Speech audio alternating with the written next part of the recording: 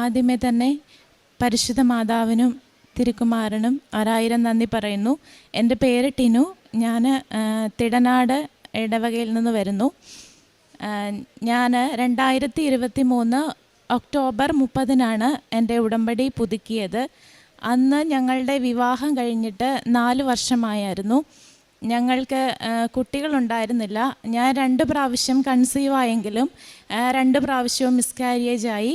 അതിനുശേഷം ഞങ്ങൾ ഡോക്ടറെ കണ്ടപ്പോൾ ഡോക്ടർ പറഞ്ഞത്, താൻ ഇങ്ങനെ നോക്കി ഇരുന്നിട്ട് പ്രത്യേകിച്ച് കാര്യമില്ല, കാരണം പ്രായം കൂടുന്തോറും കുട്ടികളുണ്ടാകാൻ ബുദ്ധിമുട്ടുണ്ട്. അതുകൊണ്ട് നമുക്ക് വേണമെങ്കിൽ കുറച്ച് അഡ്വാൻസ്ഡ് ആയിട്ടുള്ള ട്രീറ്റ്മെൻറ്റ് ഓപ്ഷൻസ്, അതായത് IUI അല്ലെങ്കിൽ IVF പോലെയുള്ള ട്രീറ്റ്മെൻറ്റ് ഓപ്ഷൻസ് നോക്കാം എന്ന് പറഞ്ഞു. അപ്പോൾ ഞങ്ങൾക്ക് 2 പേർക്കും അതിൽ താല്പര്യമില്ലാതിരുന്നത് കൊണ്ട് ഡോക്ടർ പറഞ്ഞു, അങ്ങനെയെങ്കിൽ ഞാൻ UK ജോലി ചെയ്യുന്നത്. അപ്പോൾ ഡോക്ടർ പറഞ്ഞു, ഒരു കാര്യം ചെയ്യുക, ഞാൻ തനിക്ക് 6 മാസത്തേന് മരുന്നുകൾ എഴുതി തരാം, താൻ അത് കഴിച്ചു നോക്ക്. അത് കഴിച്ചു നോക്കിയാലും താൻ പ്രഗ്നൻ്റ് ആവുമെന്ന് എനിക്ക് ഉറപ്പൊന്നും പറയാൻ പറ്റില്ല. ഇനി അങ്ങനെ ആയില്ല എങ്കിൽ നിർബന്ധമായിട്ടും അവിടെ പോയൊരു ഡോക്ടറെ കാണണമെന്ന് പറഞ്ഞു. അപ്പോൾ അതിനിടയ്ക്കാണ് ഞാൻ എൻ്റെ 2ാമത്തെ ഉടമ്പടി പുതുക്കിയത്. അപ്പോൾ ഇവിടെ വന്ന് അച്ഛനെ കാണാനായിട്ട് എനിക്ക് പറ്റിയായിരുന്നു. അന്ന് ഞങ്ങളുടെ തലയിൽ കൈവച്ച് അച്ഛൻ ഞങ്ങൾക്ക് വേണ്ടി പ്രാർത്ഥിച്ചു. സൈത്ത് പൂശി ഒരു വെഞ്ചരിച്ച കാശുരൂപം ഞങ്ങൾക്ക് തന്നു. അപ്പം അതിനുശേഷം ഞങ്ങൾ തീരുമാനിച്ചു, ഏതായാലും ഞങ്ങൾ ഈ ഡോക്ടർ തന്ന മെഡിസിൻസ് ഒന്നും വാങ്ങിയില്ല.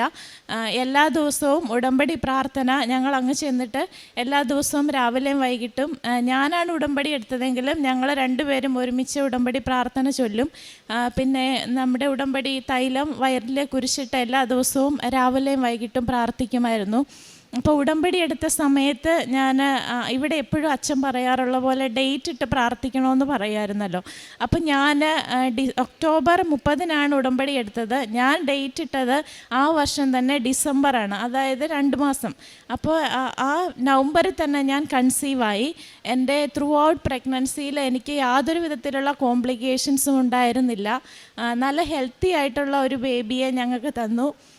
മാതാവിനും ഈശോയ്ക്കും ഞങ്ങൾ 1000 നന്ദി പറയുന്നു. പിന്നെ കാരുണ്യ പ്രവർത്തികൾ എനിക്ക് പോയി ഡയറക്റ്റ് ചെയ്യാൻ പറ്റാത്തത് കൊണ്ട് ആ ഉടമ്പടി എടുത്ത സമയം മുതൽ ഇപ്പോൾ വരെ ഞാൻ എല്ലാ മാസവും ഒരു തുക എൻ്റെ സാലറിയിൽ നിന്നും ഒരു അനാഥാലയത്തിലേക്ക് കൊടുക്കുന്നുണ്ട്.